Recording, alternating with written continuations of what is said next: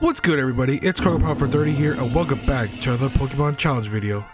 You know, these past few challenge videos have been all about getting shiny Pokemon. I think it's time we take a break from shiny hunting and attempt to beat a ROM hack that gives Pokemon 4 abilities and make undesirable Pokemon the best in the game.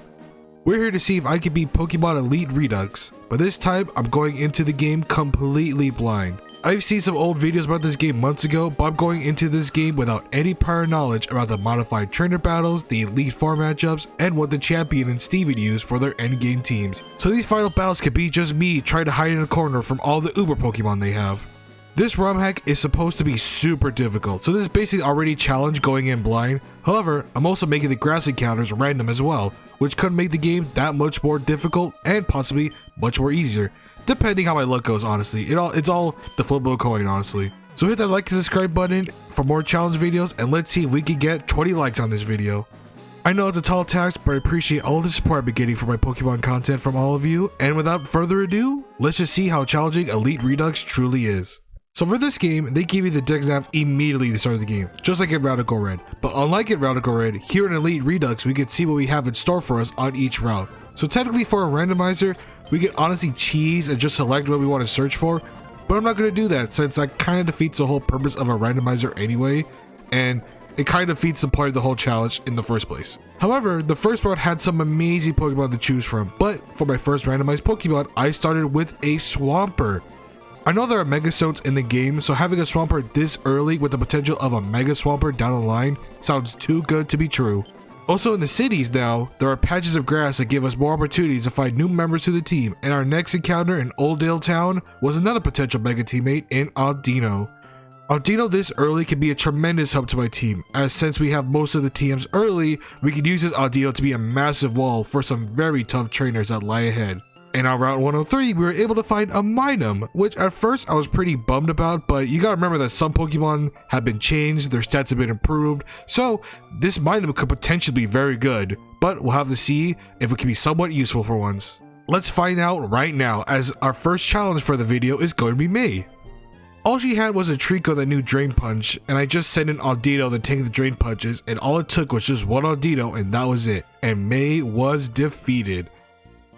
It was an easy fight at first, but trust me, these fights are going to be a lot, and I mean a lot tougher.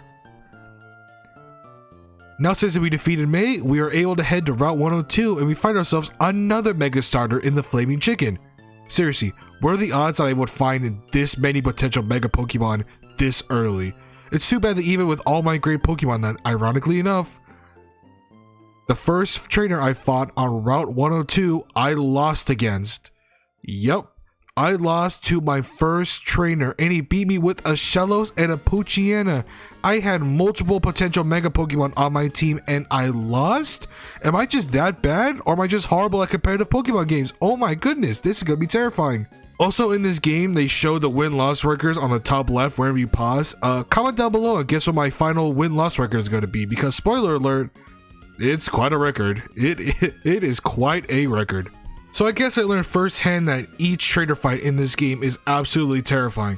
But once I got to where my dad keeps his gym, I was able to get another encounter. And seriously, what's with all the stars being available in this game early? First Swampert, then the chicken, now a flaming bunny? What are the odds? Unfortunately, I'm going to spoil alert here a little bit early on, but this bunny is not going to last long, as I accidentally reset near Roxanne and I didn't save until before I got to Petalburg City. So yeah, Scorbunny was sadly abandoned, and for some reason when I went back, literally the same way, Scorbunny was gone and replaced with a Darmaka.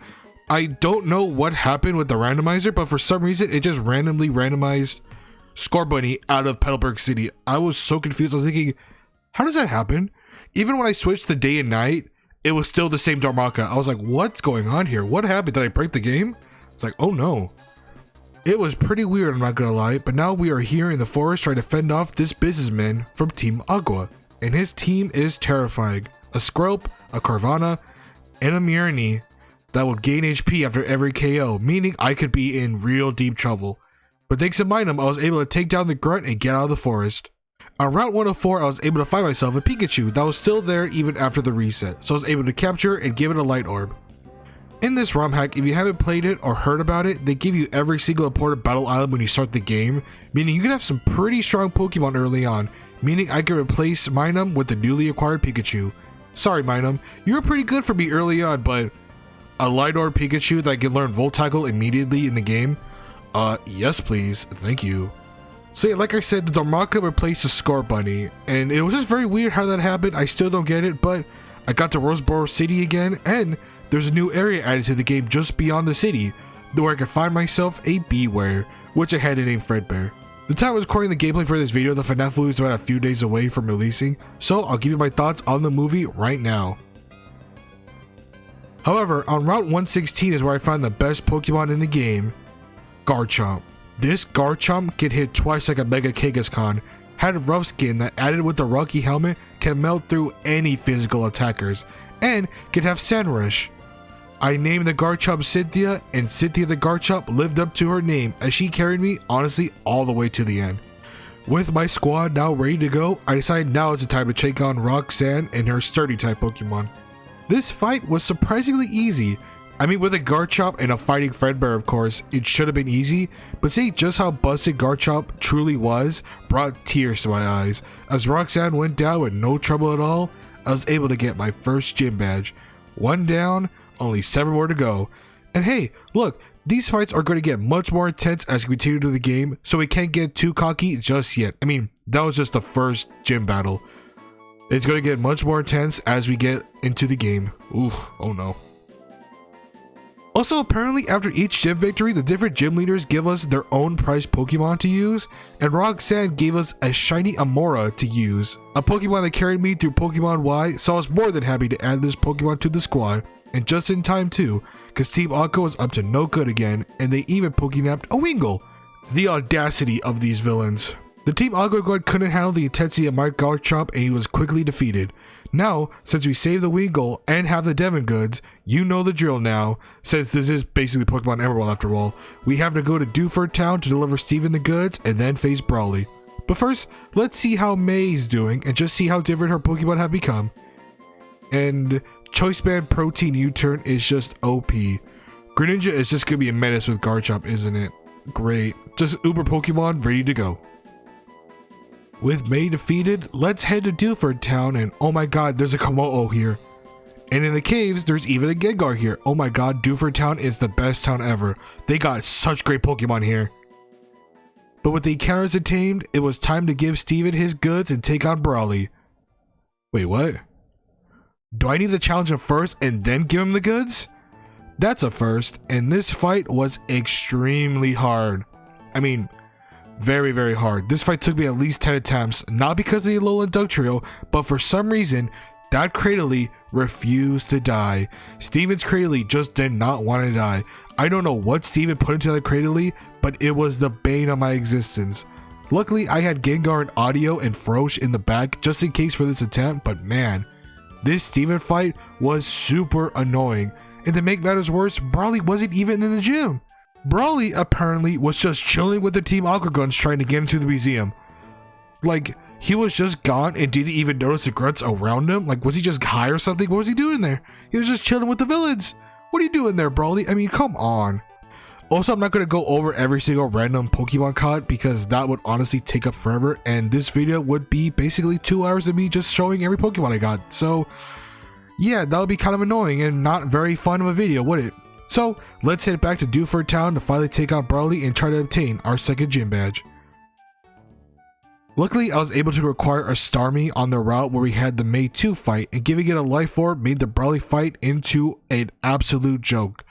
Also, they made Electrifier in this game electric fighting, just like in Radical Red before it got patched to 4.0, because I remember it used to be electric fighting in that game, then they changed it back to just electric, which kind of a sad nerf because that electric fighting Electrifier was terrifying.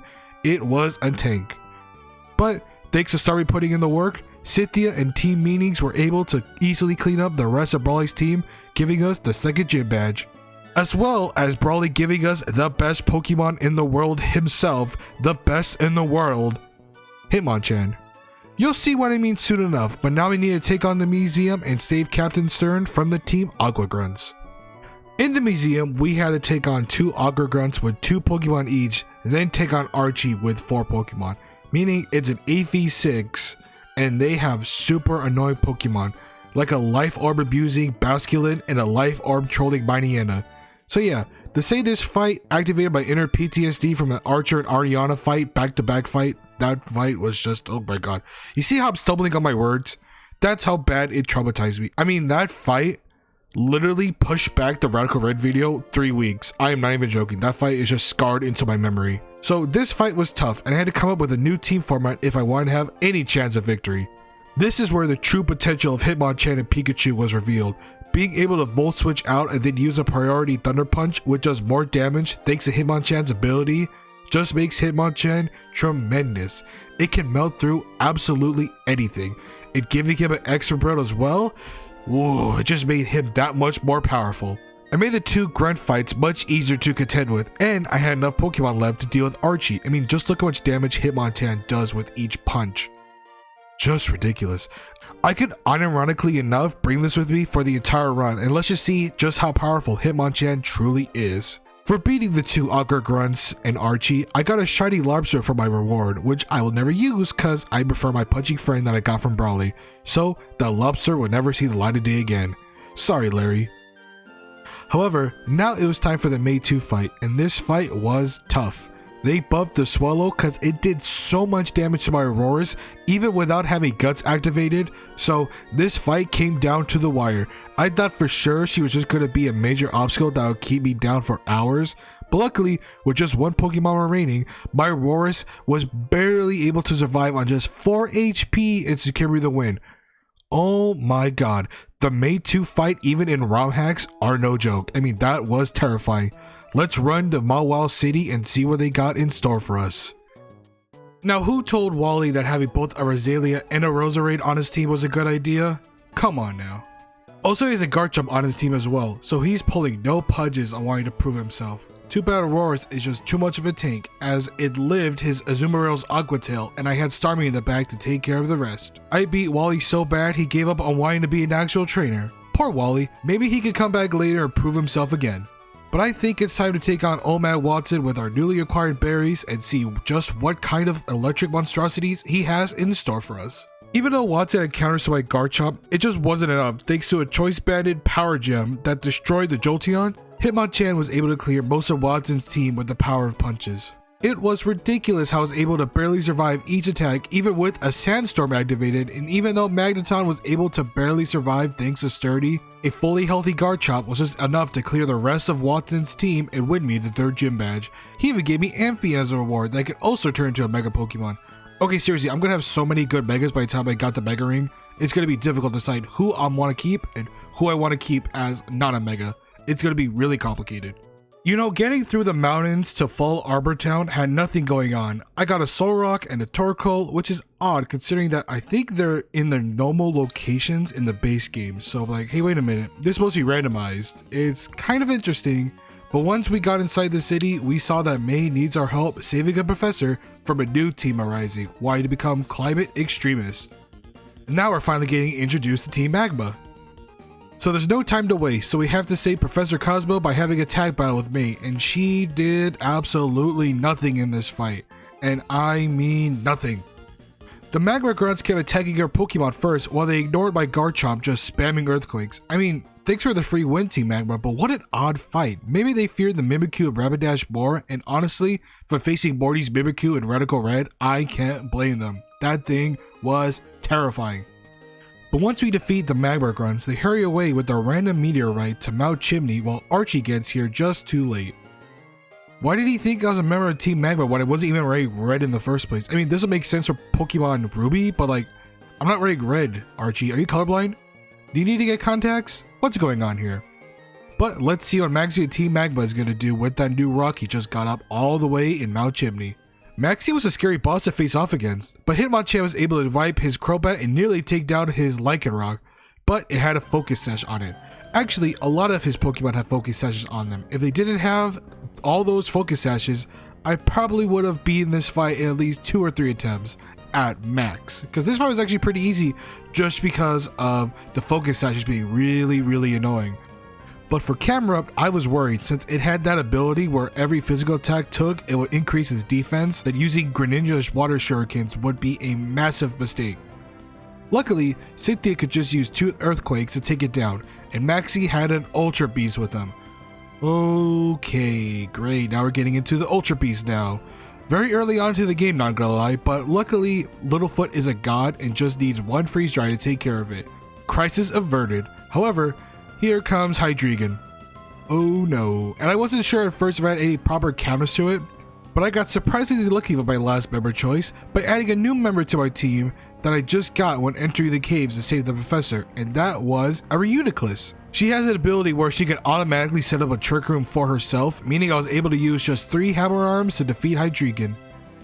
Wow, I didn't expect the new member of the team to make an instant impact for my challenge, but hey, here we are. With Maxie defeated, I guess I could take on Flannery to obtain my 4th gym badge. Let's see if I have what it takes to dance through the fire. Okay, wait a minute, who the hell is Lucy and why is she so desperate to defeat me? Is this Wally's long lost sister trying to avenge her poor little brother? What is going on here? Lucy was a tough fight as the Chuckle was annoying trying to defeat. It wasn't until I started the fight with Cynthia first is when I got some real progress going, as though the Chuckle did a lot of damage with Infestation. With the Rocky Helmet plus Rough Skin combo, it was just enough to take down the Shuckle.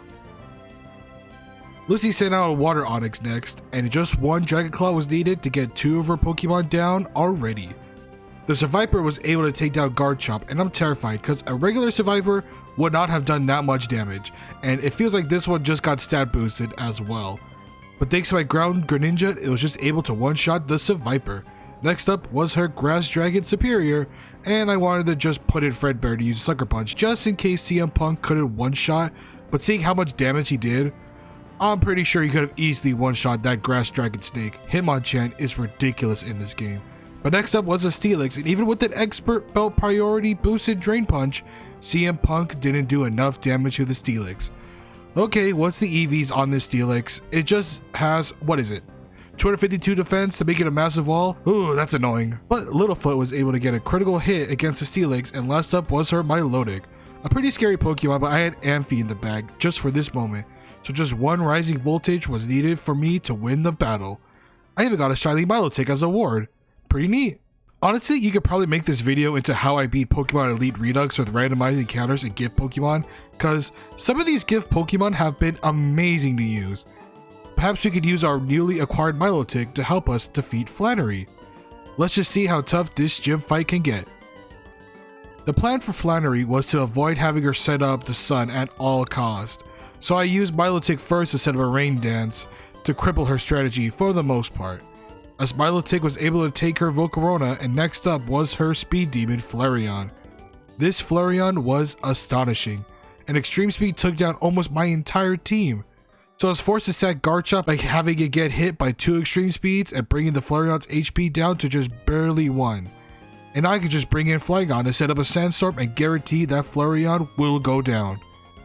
Letting Milotic go down instead of just letting Flygon take the Life Orb Extreme Speed probably would have been the smarter option, but I tried to bring in berries to see what was next. Then came out an Instant Sun Sunflora. Quad damage Solar Beam ruined my poor berries, but I was able to send in Flygon again to remove the sun and put in a Sandstorm. Honestly, Flygon was the quiet MVP of this battle, as it probably saved me from the rest of Flannery's team that was heavily dependent on the sun. But with 2 Bug Buzzes, Sunflora was defeated, but now here comes the Galarian Rapidash. But I had Protein Dig Greninja, which made easy work of her Rapidash and Darmanitan, and all that was left was her ace, Charizard. I was terrified at first because I knew I had to switch out because Dig does absolutely nothing to Charizard. So CM Punk was out and just used a Drain Punch that left on half HP, and Greninja was able to save the battle and get ourselves our next gym badge. This fight was really fun, and after we left, May arrived to give us some safety goggles. We actually never go into the desert at all, so those were pretty pointless. But now we had to face our dad, and he even gives us the Mega Bracelet. Wow, we can finally start using some Megas now. Perhaps Garchomp or Gengar can get an upgrade soon.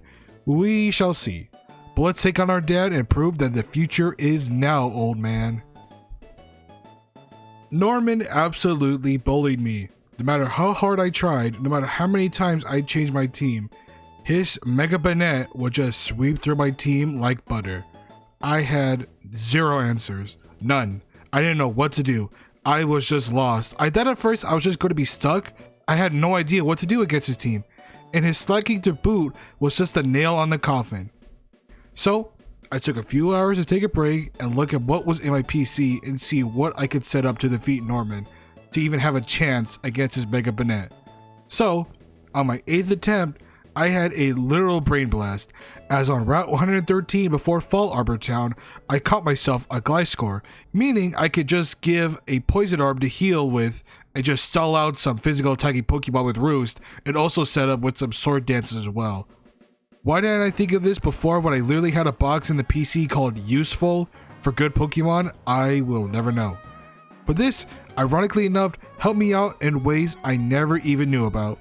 The Dodrio kept trying to read my moves, but in the end, Norma kept throwing as I was able to heal up with Ruse and then set up some Sword Dances, which I never used because the Dodrio got a lucky high roll attack and ended my Gliscor.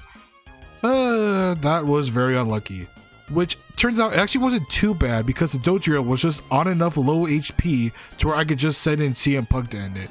Yeah, if you're thinking I could have just used Punk in the first place just to use an Ice Punch on the Dodrio, no matter, even if I got a crit, I ran the stats, I kept trying to do it over and over again, it would barely survive on basically 2 to 3% HP, so that was annoying. Even though CM Punk is very good, that Dodrio was just a tank. So, Gliscor's sacrifice was actually for the benefit of the team. Now I have enough Pokemon left for me to use that I can actually have an attempt to win this battle. Even with Garchomp tanking a head rush from the Gen 5 Tauros, it got a super lucky crit with Dragon Tail, meaning that the Slack King defeated itself by getting hit with the perfect combo of Rocky Helmet and Rough Skin.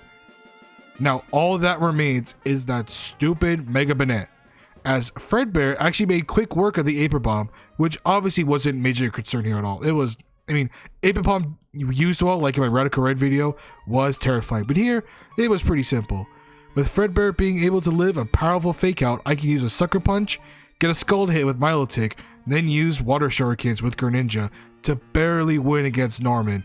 Man, this fight was super intense.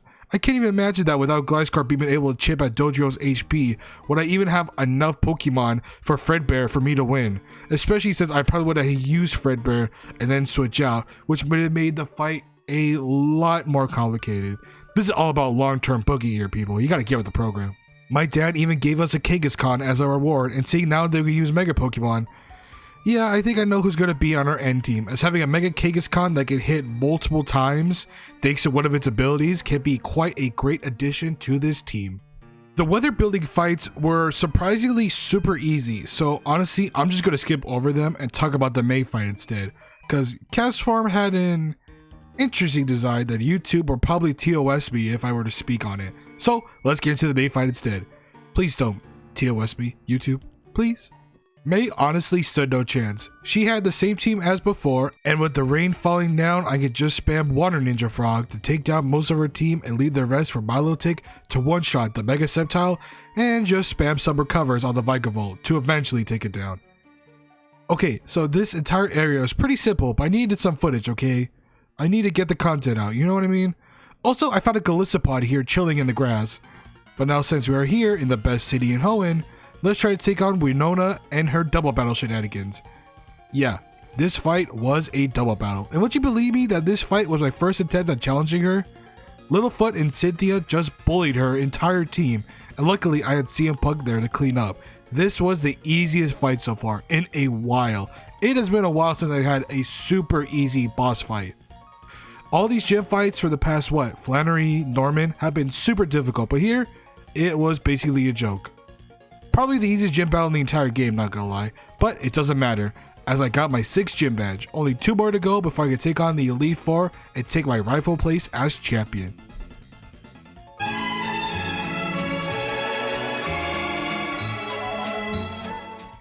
Oh no, Maxie woke up Groudon, and he actually uses it to attack us with his team. Okay, he's gonna be super annoying, isn't he? As even an Earthquake was enough to take it down, and the Groudon has Victini's move? Wait, what? What? Wait, why? But it was a physical move, so Rocky Helmet and Roskin took it down. Oh my god, what a fool. Oh my god, you're throwing, Groudon, you're throwing. Next up, it was Mega on Mega action as we both sent out our Megas to do battle. Obviously, Mega Kangaskhan was an uber Pokemon for a reason, as I was able to take down the Mega Cameron without much trouble. And up next was a Focus Sash wielding Cacturn that got smacked around with a Drain Punch. The Ultra Beast was terrifying too. Too bad Mega Kangaskhan ruled Gen 6 and 7, so I was able to survive the boosted Draco Meteor and use a few common punches to take it down. Okay, I can see why people were so annoyed with this Pokemon. It is just so annoying to try to defeat. It is unbeatable. I almost even one-shot the Hydreigon, but it just survived on, I think, literally 1 HP. I mean, that's literally 1 HP. So, CM Punk was able to seam through the rest of his team and another first try victory for me. My team might just carry me to the finish line, but now we stopped Maxie with Groudon. Let's try to stop Archie from getting Kyogre. But first we need to take on his henchman, Aqua Admin Matt, and his Rain Dance team.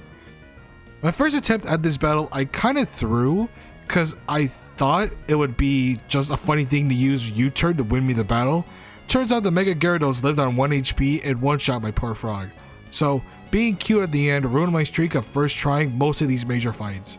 But even with the rain, this fight was pretty simple. But sadly, by taking on the Team Agua Admin, we let Archie get away to try and revive Kyogre. You know, we should probably just ignore the dude to try and get into the submarine as our main priority, but like what Youngster Joey said, the money is always right. Wait, that's not it. Wait, it was something about locking eyes onto a trainer or something like, I mean, look at his Rattata. I mean, whatever, you get the point. Let's go after Archie. Now that we've arrived at Moss Deep City after defeating Maxie and failing to stop Archie in his yellow submarine, I think it's time we get our 7th gym badge and defeat the Mystic Twins, Tate and Liza. Let's see what psychic abilities they have in store for us. Of course, the twins set up in a way as Sabrina does in Radical Red, with a psychic battlefield with the trick room up before the first turn can even begin. That's so much fun, I love that. But by actually doing that, I believe that was a major misplay because for some reason they decided to focus solely on my Milotic and ignore Littlefoot. By doing that, I could just get clean Hyper Voices off, meaning I could easily take down the Bronzong and be able to take down the Mega Gardevoir next turn. Again, even with Froach out there and Littlefoot with half HP remaining, they still decided to ignore poor Littlefoot and go after Froach instead. Honestly, getting that chip damage done with Hyper Voice really helped me out for this battle. I was able to take down both the Reuniclus and Melaletta, leaving the Hypno and Zen Darmanitan left as the twins' last remaining Pokemon. I decided to just focus on the Zen Darmanitan with CM Punk and Rue, as the Hypno without the Psychic Field was practically useless. Meaning that once I was able to take down the Zen Darmanitan, I had no trouble defeating the Hypno, and I defeated the Mystic Twins on my first try again. Wow, this fight could have gone a lot different if they had just decided to focus on Littlefoot. I mean, just once. If they just focused on Littlefoot once, they probably would have won the battle. But they threw, so that ain't my problem. I got my 7th gym badge. Go cry, Tate and Liza. They even gave me a shiny Reuniclus, but actually my other Reuniclus was superior, so that shiny will just have to go to the PC while I head to NASA headquarters to save them from Maxie and Team Magma. Yep, they're back at it again, and oh boy, too bad Maxie and his admin weren't enough for the strength of Littlefoot. Even with a setup thanks to Groudon, a choice banded Ice-type Water Hyper Voice from Littlefoot decimated their entire team. With just can't turn left, I could just bring in CM Punk to do a quad weak Drain Punch, and that was it. We officially defeated Maxie from Team Magma, and now all that's left to do is stop Archie from awakening Kyogre. Wherever he may be. I mean, I don't know where he's at. Underground? Underwater somewhere? Well, actually, it turns out that Archie was literally on the seafloor, as we found his submarine chilling by the entrance of a cave.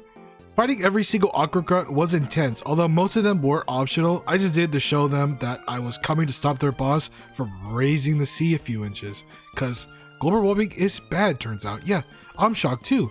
This was probably the hardest fight for either Maxie or Archie, as his Kyogre was a tank. It had self-sufficient and was healing in the rain. So my plan was to use Mega Roo to damage it enough to where I could put in CM Punk to just defeat it. And I believe I just got enough damage too, because I don't know, 212 seems like a lot, but since it's a level 92 Kyogre, I was probably cutting it close. Also, being able to one-shot a Mega Sharpedo will always not be hilarious to me, because you think Archie would learn by now to not send in his Mega when I have CM Punk out on the floor, but yeah, he'll never learn, I suppose. But then the Dracofish arrived. I really didn't have a real answer for this except for maybe Littlefoot, but it got one-shot by the ancient fish. So instead, I sent out Remy the Reuniclus to spam Pain Split to get it down to just enough HP to potentially get it defeated with Littlefoot. And it still got one shot.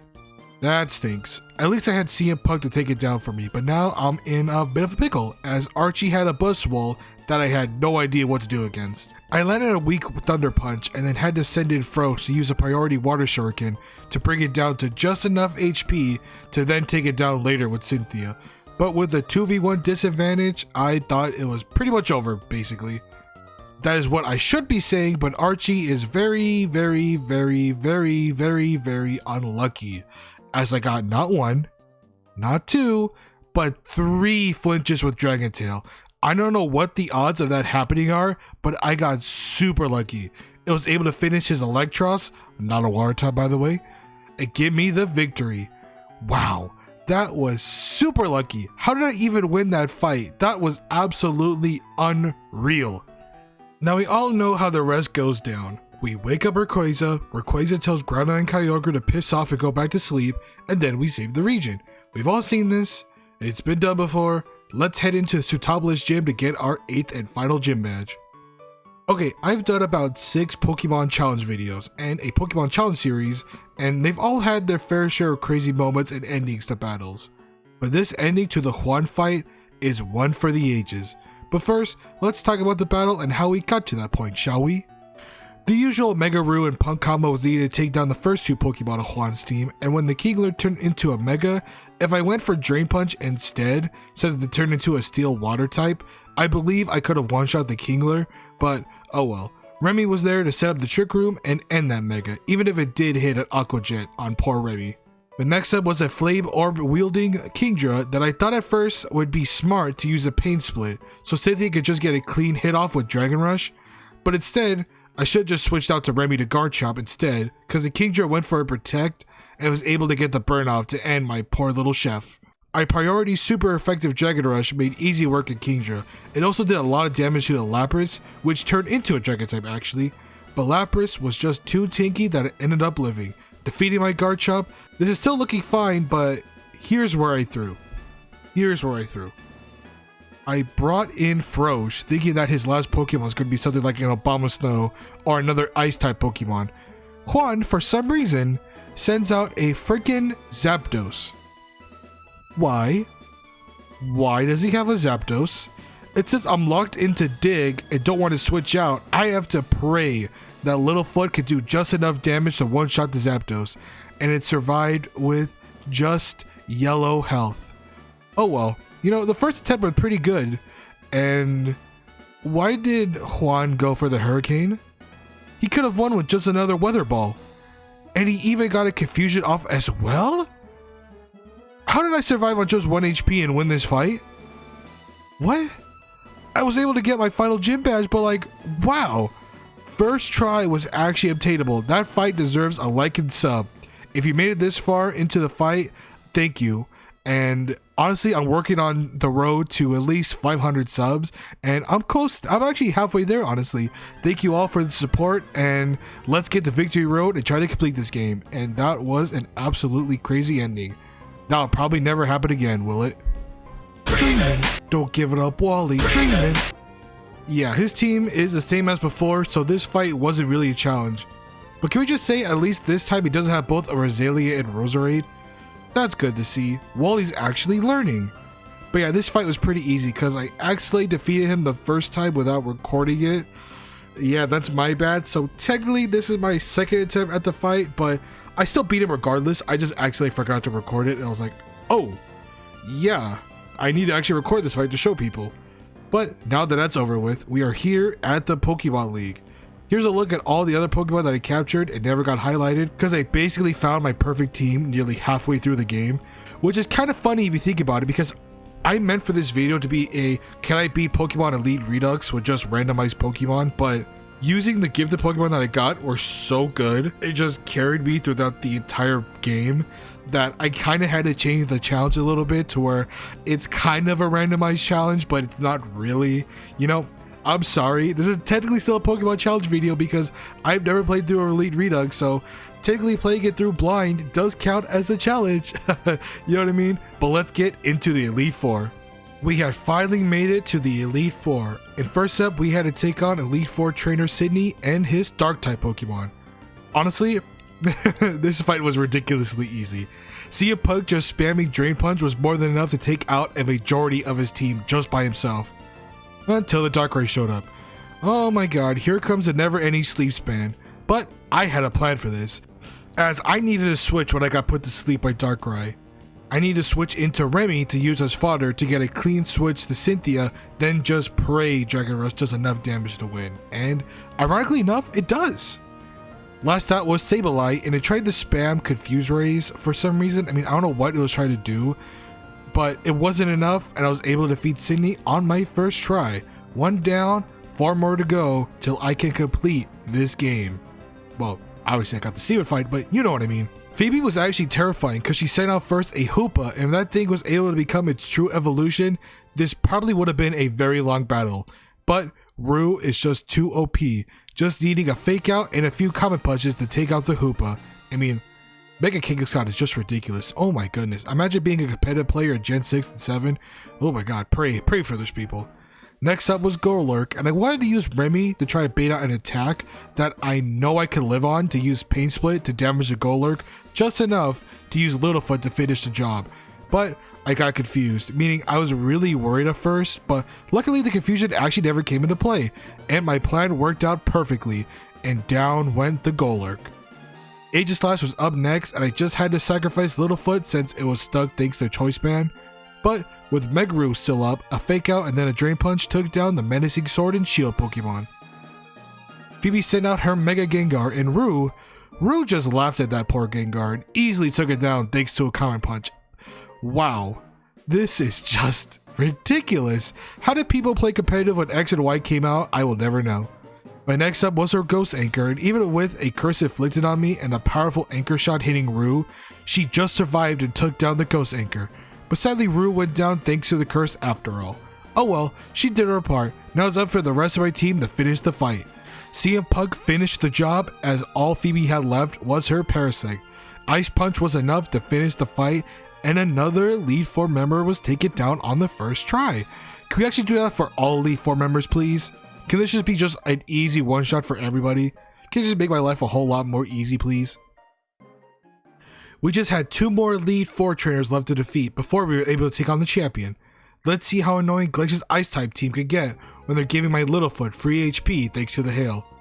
We're not here to talk about Littlefoot. We're here to talk about Hitmonchan. Hitmonchan in this game is the most annoying, broken, fighting type Pokemon I have ever used in a ROM hack. Thanks to the use of 4 abilities which all basically boost punching moves, it can easily take down any Pokemon it prepares for. Do you have a scary white Kyurem that can almost defeat all of my party members? Just send out Hitmonchan. You got a Mega Lapras that was panic sent out for no reason thanks to idiotic AI? No problem for Hitmonchan. This Pokemon is honestly the reason why I was able to defeat this ROM hack in 2 days. Yeah, you heard that right. I downloaded this game around October 18th, and I beat it exactly at midnight on the 20th. All because of Hitmonchan and the other Pokemon I had as well. But the star of the entire game for me was that Hitmonchan, the literal best in the world. So that was Glacia, another fairly simple Elite Four fight. So now all I gotta do is handle Drake and his Uber's Dragon team. Let's see how dangerous Drake is when he's running through the 6 with his Dragon type Pokemon. Oof. Okay, so the Drake fight actually took me about 5 tries to get right, as for some reason, one major obstacle that stood in my way was his Kyurem Black being an absolute pest by being just a tank to defeat. It would brush off CM Punk's moves every time, so I had to switch up my strategy a few times to keep Rue in the back and use the powers of Remy and CM Punk to chop Drake's team down just a peg. Mega Aerodactyl was not very good, but the Haxorus had a Focus Sash on it, so I had to switch into Remy and take it down with 2 Psychics. Next up was Drake's Dragapult, which could survive just about anything, even a superpowered Ice Punch from CM Punk, but for some reason, instead of going for Dragon Darts to end me, Drake went for a Will-O-Wisp. Huh, that's odd. He never did that before, so he actually gave me a free kill that would help me out tremendously when the real threat arrived. Kyrian Black was terrifying, but now thanks to the Dragapult throw, I could get one Drain Punch off, then switch in the Roo, Mega Evolve, use Fake Out, then wipe him out with a Comet Punch, knowing I can just survive in Extreme Speed.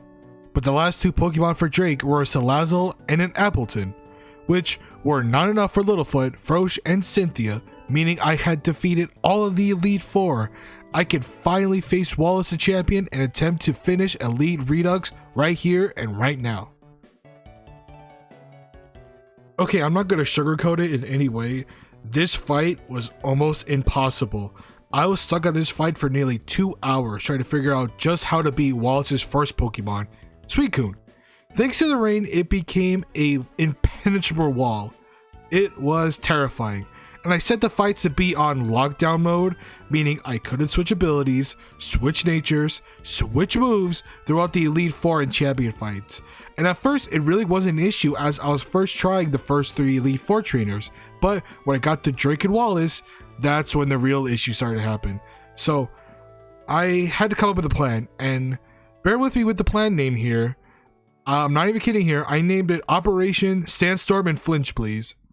Yep, I had to send out Cynthia first to set up a sandstorm to get rid of the rain. A very, very bold strategy that would oftentimes just end with me dying. Even with adding a Yachi Berry, the Suicune would just one-shot me no matter what.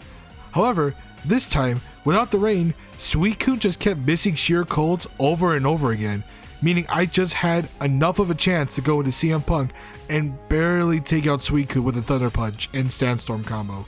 Wow, that was unreal. But now we got another problem with Necrozma's son, and that thing was tanky.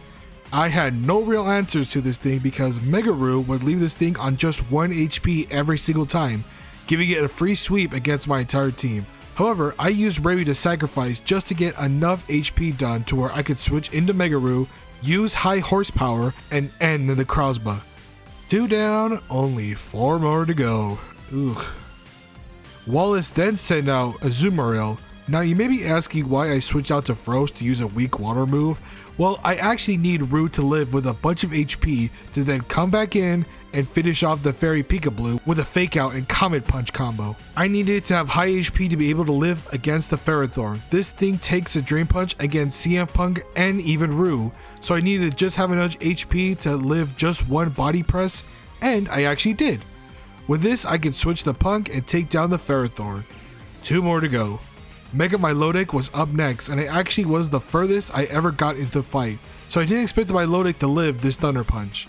All I had left was Littlefoot, and things were looking really bad. The one benefit I had was being able to go first against the Mega, meaning that all I had to do was survive whatever move it could hit against me. I went for a Scald, and it didn't get the burn. Down goes Milotic, and it was just a 1v1 now. Wallace just had 1 Pokemon left, which turned out to be just a Quagsire that was weak to my Freeze Dry, meaning Littlefoot was able to go first and win me the fight against Wallace and make me the Pokemon champion. Wow, this ROM hack was absolutely amazing. I believe by the time this video is out, the update for this game should be released, but these trainer, gym, champion fights were all just super intense. I can't believe that this team was able to stay together for so long and defeat so many of my opponents. Just a great experience, and I hope you all enjoyed the video. Well, you know, of course this is not the end. We still have Steven to face off against the truly complete Pokemon Elite Redux. We got to level 100, so let's see just how powerful Steven Stone has become in this ROM hack. Honestly, this is the real final battle. The real test for our team, as finally we became champion and now we had to take on Steven Stone and his Steel compadres. And this fight was actually easier than the Wallace fight. Yeah, for some reason this fight only took me 3 attempts to defeat. I didn't even need to use Littlefoot for this fight at all. I mean, poor Littlefoot was just in the corner waiting his turn and it never happened. But to be honest, Littlefoot deserved the break after clutching the championship in the end, so let Littlefoot rest and let the rest of our team take care of Steven. Cynthia did a lot of work by taking down the Melmetal and even sweeping through Magearna in the process, but then Steven sent out his Genesect, which I kind of threw here because with Remy, as I should have just used Psychic to help defeat it, but I kept trying to just spam Pain Split to help bring it down, but apparently Genesect had low base HP anyway, meaning I was just wasting my time and basically just sacrificed Remy for no reason. Oh well, CM Punk was able to survive 2 ice beams and finish it off. But next up was a Necrozma. Okay, what's with both Steven and Wallace using the same Pokemon? At least I knew this time how to respond back, unlike against Wallace. Cynthia was up again, and then the Necrozma just survived an Earthquake, and I just survived against the Prismatic Laser. That was close. I thought I was a goner. But now Steven had his A's up for last, meaning it was up to my very first Pokemon to finish the fight. Frost did just enough damage to where if she can survive an attack, we can win this fight. And luckily she does, ayy. So now I have officially beaten Pokemon Elite Redux for the very first time. Again, this ROM hack was simply amazing, and I hope you all enjoyed the video. This script was actually about 14 pages long. I just want to make this a little bit more detailed since this is my first time playing the game, and I was actually writing this whole script down while I was recovering from COVID. By the time this video releases, I should be healthy and free from feeling like my lungs ran up a 10-story building without stopping. But I'll catch everyone for the next challenge video, whatever that may be. Take care, everyone. And don't worry, I didn't forget about the record. It turns out that my record wasn't really that bad when you look at it first glance, but upon review, it's actually meh, it's okay. I had a 252 win, 25 loss record, but technically I didn't count the resets, so I had about like 15 resets in total, so it's actually 252-40, which isn't that bad. I didn't forget, that's why I had to wait till the end, but I'll catch everyone for the next Pokemon video. Later, everybody.